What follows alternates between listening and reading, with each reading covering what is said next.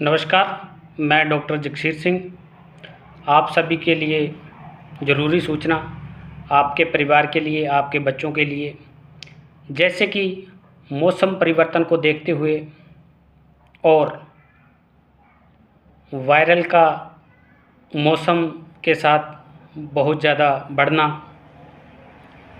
इस वायरल के कारण अपने परिवार के अंदर अपने बच्चों का विशेष ध्यान रखें।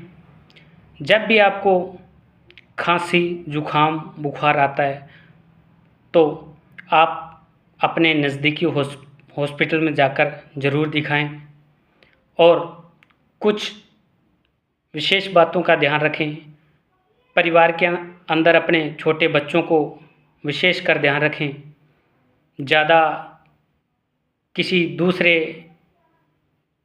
अदर बच्चों के संपर्क में ना आने दें जिन बच्चों को खांसी, जुखाम, बुखार है, क्योंकि उनसे वायरल का बढ़ने की संभावना ज़्यादा होती है।